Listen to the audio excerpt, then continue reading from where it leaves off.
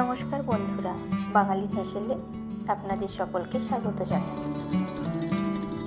তো আজকে শীতের সন্ধ্যাতে আমি বানালাম সবথেকে সহজ পদ্ধতিতে টেস্টি চিকেন পকোড়া।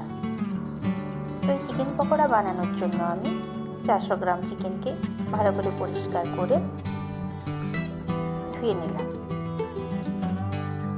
এবার আমি এতে মিশিয়ে দিলাম পরিমাণ মতো লবণ। এবার আমি দেব 1 টেবিল চামচ গোলমরিচের গুঁড়ো আর দিলাম চাট মশলা। এবার দেব গোটা জিরে আর সামান্য পরিমাণে কাসুরি মেথি।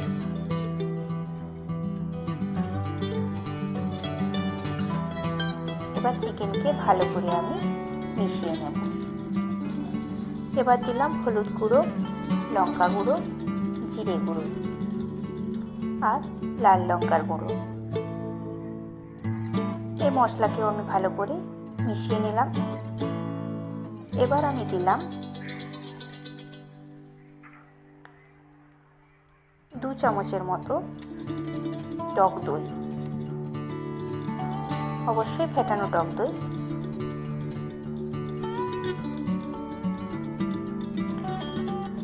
আর দিলাম কুচনো পেঁয়াজ, আদা বাটা, রসুন বাটা আর কাঁচা লঙ্কা বাটা।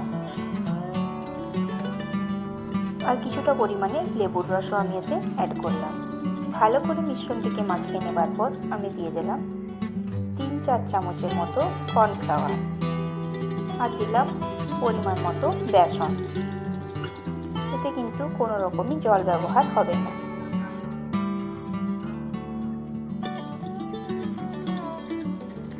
এবার আমি দেব একটা গোটা ডিম। মিশ্রণটিকে আবারও ভালো করে মাখিয়ে নেব। এবার কড়াইতে তেল গরম করে একটা পিস আমি ভেজে নেবার জন্য কড়াইতে দিয়ে দিলাম। এপিট ওপিট উল্টে ভালো করে ভেজে নিলেই তৈরি আজকে চিকেন পকোড়া। এটি সহযোগে গরম গরম পরিবেশন।